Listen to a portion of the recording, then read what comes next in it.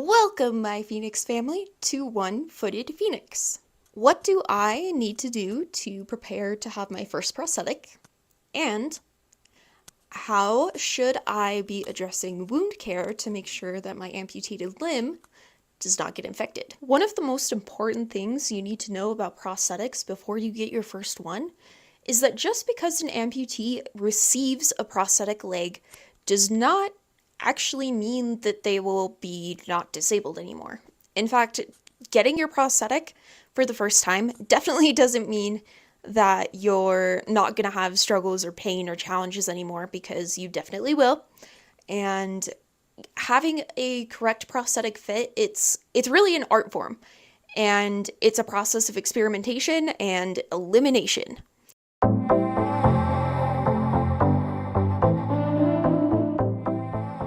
And it will change throughout your life as your limb changes shape and shrinks down with time. You will have multiple different sockets throughout your life, but I think it's important to know that there probably will be times in your life where you may not be able to use your prosthetic for various reasons, such as if you have an open wound or infection on your amputated limb. It is recommended by doctors and prosthetic people that you do not use your prosthetic leg during that time that it's healing. So you may have a week or two where you need to not be walking on your leg. And second, you may have a lot of phantom limb pain. And sometimes you don't really realize that you have phantom limb pain until you're kind of in that process of making a prosthetic leg. Third, you may experience having an aroma in your amputated limb, which I did experience having an aroma. And we did all we could to try and make my prosthetic comfortable for me, but ultimately we realized that my biggest pain point was probably because of an aroma, which I'm glad that they removed it. I still have struggles with that same area, but had they not removed it, it probably would have continued to stay bad. It did take a really long time for that neuroma to heal. Nerves can take like a year to like 3 years, I believe, reading, to heal. So it's a very long game when you're trying to heal nerves. And with that, I guess my best advice is just to try and be patient the best you can. I know that nerve pain is really, really, really hard because I had complex regional pain syndrome, which is an extreme form of nerve pain. All right, so let's start kind of at the beginning. So you have your amputation, you're in the hospital for usually a few days to maybe about a week. I believe I was in the hospital for about 6.5 days or so. So almost a week for me. Part of that was because they were trying to fight to get me approved to go to rehab. And then my insurance came back and denied the claim for me to be able to go to rehab. So I ended up going back home after like the 6 days. And yeah, my house was definitely like not set up for me at all. And that led to a lot of falling and even an ER visit, because the fall was so bad that I just about popped all the stitches open on my newly amputated limb.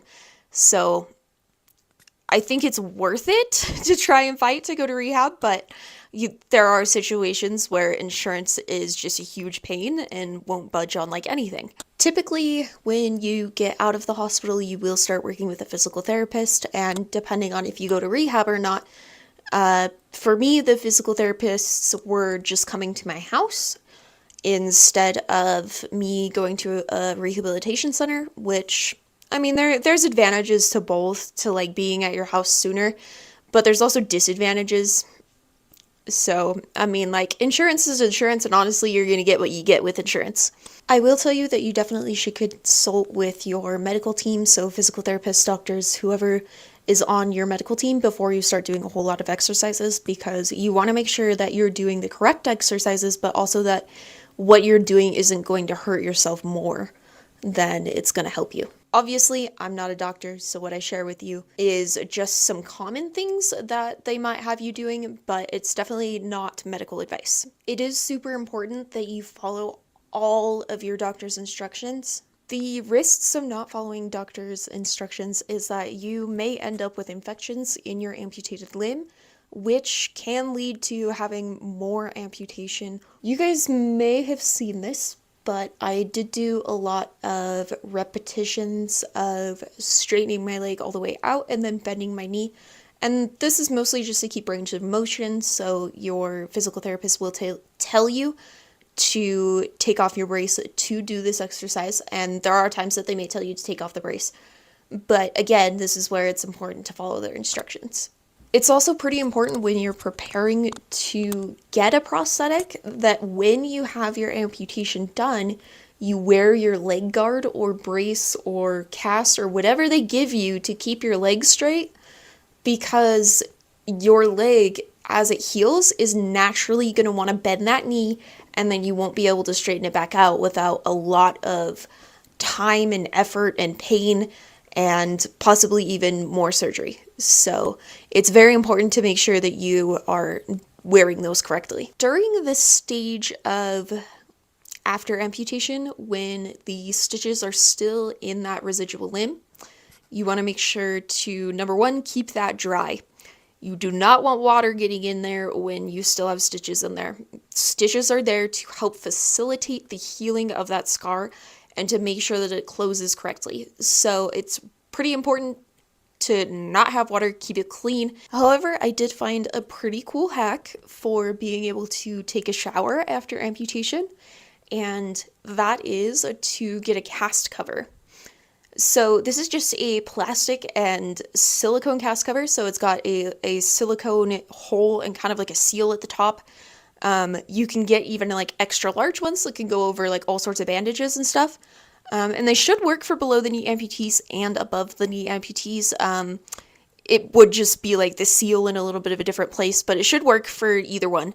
So basically what you do is you just like open up that hole, stick your leg in, and then it will seal around your leg so that you can take a shower just pretty much like normal. You know, like you can sit on a bench, you can transfer into the shower, and then be able to take like an actual good shower without having the risk of getting your limb to. When you go to see your prosthetic person, they will probably give you what is called a shrinker.